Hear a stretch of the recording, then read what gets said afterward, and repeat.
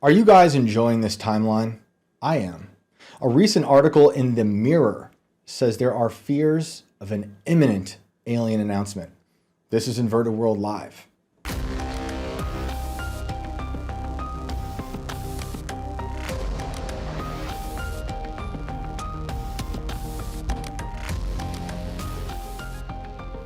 Oh, what is up, everybody? I am very excited for this episode. Very, very excited. We're very happy you're here. I'm your host, Shane Cashman. I'm joined by Alex. What's good? What up? I can't wait to get into it, and I really don't want to wait much longer. I'm excited. My next guest has a new special out. Why is everybody getting so quiet? He's one of my favorite people. I've been listening to him for a very long time. I've had the pleasure of doing two of his shows, and I'm stoked to talk to him because it seems like this year has culminated into things he's been talking about for a long time. Let's bring on Sam Tripoli. Yo. I'm here, dude. How are you guys? We're good, man. How are you? Doing great. Blessed to be here. Thank you, Shane, for the kind words. Why is everybody getting quiet? Is live right now on Twitter, X, samtripoli.com, Rumble, and all that. So thanks for having me on to promote it. I appreciate you. I'm stoked on it, man. Wild bonkers timeline, dog. Tony Hinchcliffe at Madison Square Garden. How good is this timeline? How good is this timeline? Did you ever think you'd see Tony Hinchcliffe on stage with Trump? No, dude. I brought him on his very first road gig. Tony was a door guy at the world famous Comedy Store with crazy stripper eyes. That's why I said, like, when you're in comedy or entertainment and you're like hoping to make it and you're like, what's going to happen to my career? You get these crazy day shift stripper eyes, right? Dangerous raccoon eyes. That's what Tony had for a very long time. And now to see him on stage at Madison Square Garden is so crazy and so amazing. And you know, the guy always had belief in himself, so could be happier for my good friend. And you just did it. You were just on Kill Tony. I was on Kill Tony, just did Rogan. Now I'm a trivia question. You know, Joe Rogan, Donald Trump's appearance on Joe Rogan podcast was the biggest podcast of all time. Fun fact, what was the other episode that dropped the exact same day? Who is the Eskimo Brothers with Donald Trump? Comedian Sam Tripoli. There we go. Bang. Incredible. How did it feel to drop that? Because it was like people were getting conspiratorial about the episodes because yours went up and went away. And then Trump's went up and went away. And everyone's like, oh no, YouTube's doing something. Joe says it wasn't weird, but everyone's like, why they nuking Tripoli all of a sudden? You know, this is an interesting moment because I could like add fuel to the conspiracy fire and then everybody runs around nuts because that's a new thing that people do now where it's like, oh my God, I'm being censored. And then they try to drum up things. So we'll leave it like crazy times, dude. Crazy times. I mean, like I am censored everywhere. So it would totally make sense. You know, it's interesting when you go on Rogan. My biggest thing with Rogan is like, just don't get him in trouble. That's when I go on the show, just don't get him canceled, don't get him in trouble, and land the plane. That's it. So it's fun to chop it up with him. It's very weird. I was there when I remember him discussing starting a podcast. Wow. He kind of just done Adam Carolla. Right. And he was like, I think I'm going to do this. I think I'm going to start a podcast. And I'm like, and see where it is today is so nuts. It's incredible. It's so crazy. It's incredible. And you crushed last time you were on too, because the second to last time you dropped the knowledge on Antarctica. That was blowing his mind. And everyone's starting to talk about Antarctica a little more. And then this new one, I think a new reward people get these days is what Wikipedia tag is on the episode. You got lizard people. Reptilians. We're getting fact checked by YouTube about the reptilians, dude. I love it. All right. So keep going. Well, you know, it was just interesting to me because, you know, again, it's like I'm in this kind of weird place right now where like certain things that progressives do are actually a badge of honor. Mm-hmm.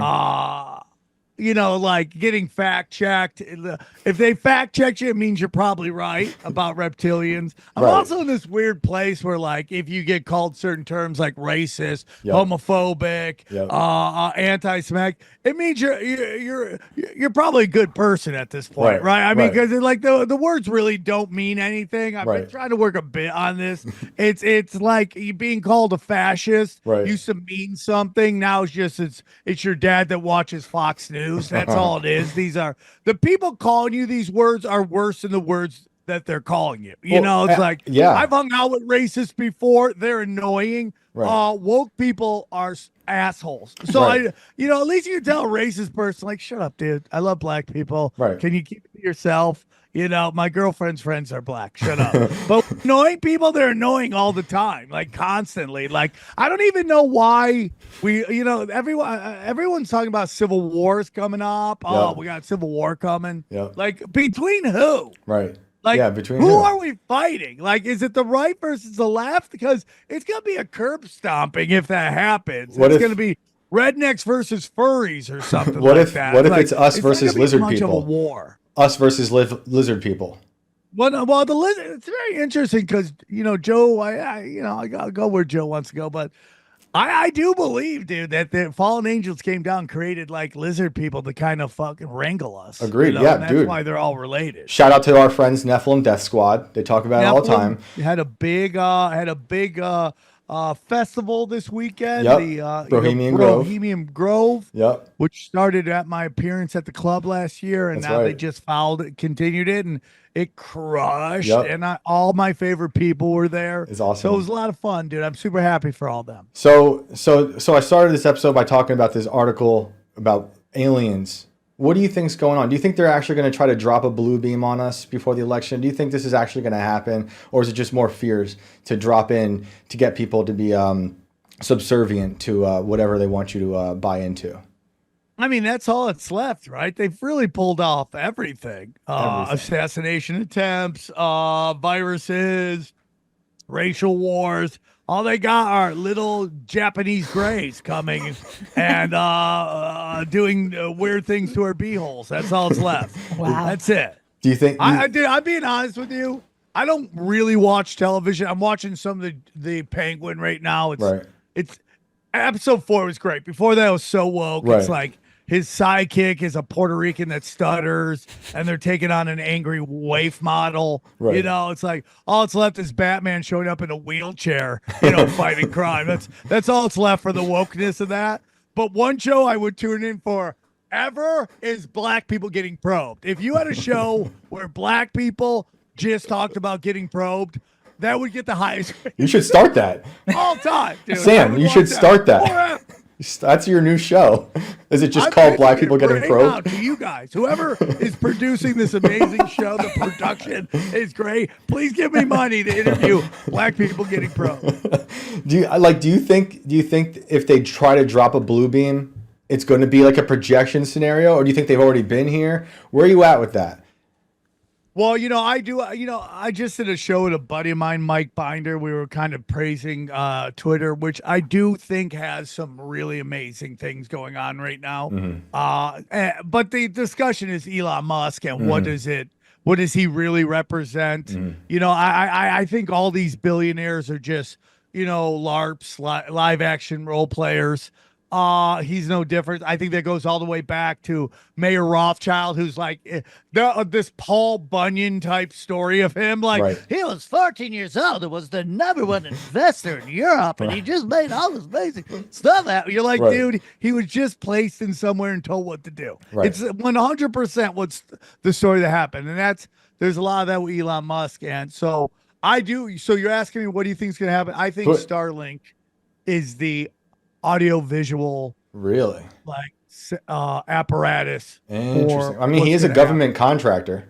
He's a big government contractor. Dude, he's like, look at the robots. You're like, these are the flip phone version of robots we're getting right now. Right. These aren't even the good ones. Right. What they have at the DARPA Center is so beyond our even understanding right now. They're at least 40, 50 years ahead of us. I'll make the argument that, I agree. Those are the flip phone versions, but they probably released the better ones, and it's Elon himself.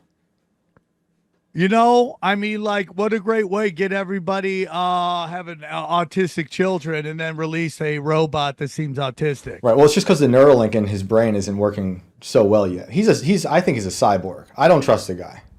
Well, he does seem like a sex robot because he can't stop having kids with everybody. So, I mean, he's just constantly Sex robot. popping out children. Sex robot's the new episode title. So it totally makes sense. So that's what I think is what's going on. That's all they have left. Yeah. Now, I've had guests on. So I fluctuate. Like, I follow the teachings of Christ. I love Christ. Same. I don't know how much I'm into organized religion, of any organized religion. Yeah, same. But I've had guests on who've come here and said that the real Project Bluebeam is that the government's going to try to convince you that they are behind what's happening, but some real shit's going down. Right. Wasn't that the original? Like, if you look Wikipedia Bluebeam, they'll tell you about Serge, like Manast, I think his name was, and it was more about projecting what they think is what people would think is their God, to get kind of everyone subservient to a one world order under this false God, which is what government has been. But according to becoming. this chick who talked to the Intergalactic Federation, this is her, right, not me. Oh, she's saying that. She said that something really is going to happen, and the government's going to try to convince you it's a hologram done by them. Oh, interesting. So, like, yeah, there's layers of this stuff. And you think I think we're in interesting times. We're in the greatest times. I mean, we could talk about Tony Hinchcliffe on stage with the former president, possible next president, while also talking about Project Bluebeam as a reality, because conspiracies are mainstream now. It's everywhere. I love it. I was just telling my buddy, it's like, I love a paranoid population.